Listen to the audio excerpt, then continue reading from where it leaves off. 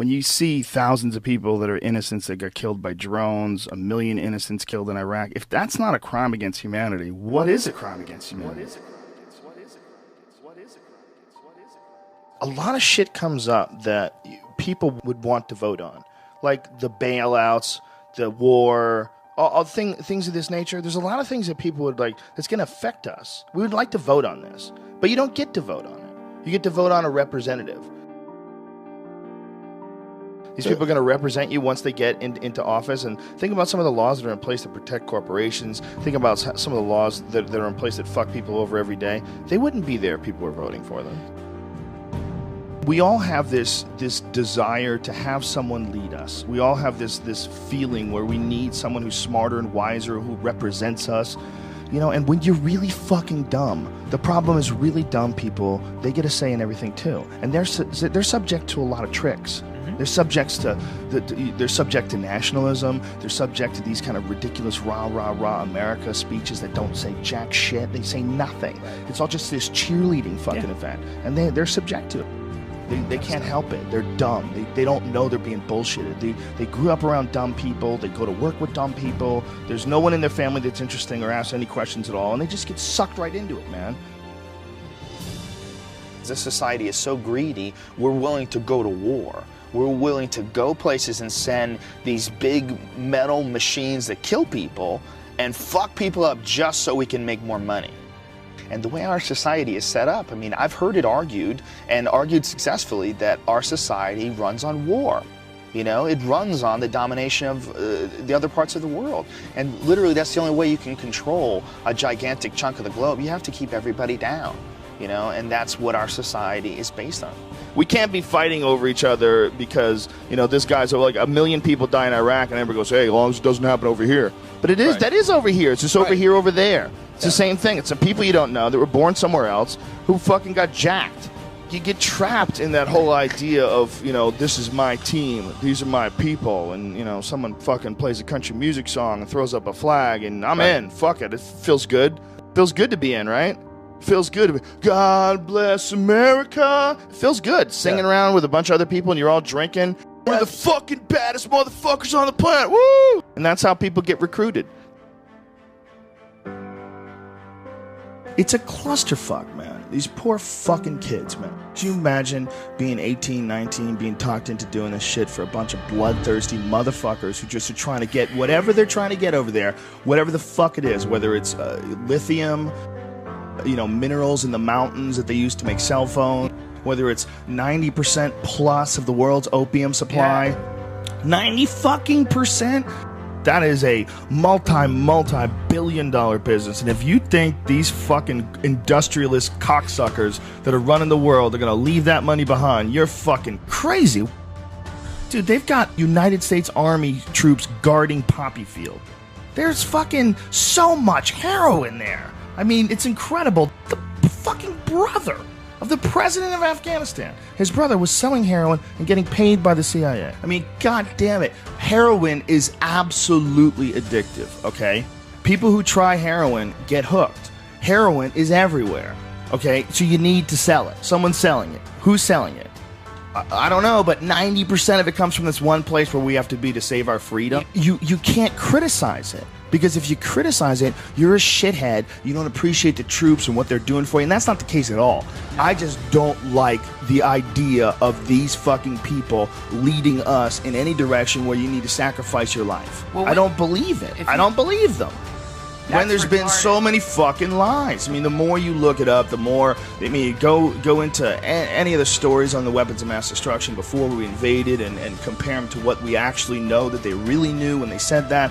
It's like they did it on purpose. They wanted to get in there for whatever fucking reason. And if it's some crazy, the world is going to end if we don't stop this, but we can't tell you shit, like, I would love to believe you. I would love to believe that the reason why you're not telling us exactly what the fuck is going on is because you're really protecting us from some insanely evil thing that if we knew about it, society would collapse. But our strong, brave, powerful leaders are going to guide us without our knowledge. I would love to believe you. If you weren't all full of shit. We're going to have to step back and look at it all in a different way. And I don't think you're going to get that from just voting for president and dealing with all this nonsense that we have right now with the two-party system. We're spinning our wheels. We're not getting any traction. This is all nonsense. It's the same nonsense with Obama that we dealt with Bush. Special interest groups controlling what people say and do and what direction the country goes in and save us from the bad guys. Shut the fuck up, man. It's the same nonsense. Operation Northwoods was something that was plotted out during the 1960s, signed by the Joint Chiefs of Staff, where they were going to fake terrorist attacks on American civilians and blame it on the Cubans so we could go to war with Cuba. It involved a bunch of shit, like blowing up a jetliner. They were going to have a drone jetliner and blow it up and say that people died on it. And this was going to get everybody fired up about going to war with Cuba. They were even going to attack Guantanamo Bay. They were going to arm Cuban friendlies to attack Guantanamo Bay so that we would have to go to war with Cuba. This is like our own government. They plotted this out. This is like real shit. I remember when I saw JFK, the Oliver Stone movie. And that was like part of the premise that JFK, that Oliver Stone was pushing in this film, is that they killed JFK because they wanted to stay in Vietnam because they were making a lot of money in Vietnam. And I remember at the time seeing that movie going, that is absolutely ridiculous. Who the fuck believes that? Are they going to start wars and keep wars going just so that they can make money, even though it's not a real war, it's not a just war? Nobody wants to go to war. That's stupid hippie bullshit. Well, as I got older and I started investigating history, you know, from way back to Vietnam, to the Gulf of Tonkin, to all the shit that happened when Kennedy and Nixon were in office, to all the shit that happened with Reagan and the Contras in Nicaragua and the Sandinistas, and all the different various things that have happened in human history where it's clear that the United States is, you know, we're fucking around with all kinds of things all the time to make money. And that there's a bunch of people that are profiting off of war. And then they're not just profiting like a little bit of money here and there. You look at like what's going on with like how much money Halliburton made from the war. We're talking like billions and billions of dollars. That's like real money. Eisenhower leaving office, and he's giving a speech warning the American people about the power of the military-industrial complex. You know, when you watch that, you're like, well, here is a sitting president who's leaving office, but the most important thing that he wants to tell people is that you have to be careful because there's a machine here that wants to go to war. There's a business behind going to other countries and fucking people up and taking their shit, and they come up with reasons to do this, and they sacrifice American lives to do this, and they do it for profit. And it sounds absolutely ridiculous. It sounds absolutely outrageous that the greatest country on earth could be involved in something like that from the get-go. But yet, that's what history says. That's how it points. It points in that direction. It points in that direction that it's going in. In the councils of government, we must guard against the acquisition of unwarranted influence, whether sought or unsought, by the military-industrial complex. The potential for the disastrous rise of misplaced power exists and will persist. We must never let the weight of this combination endanger our liberties or democratic processes.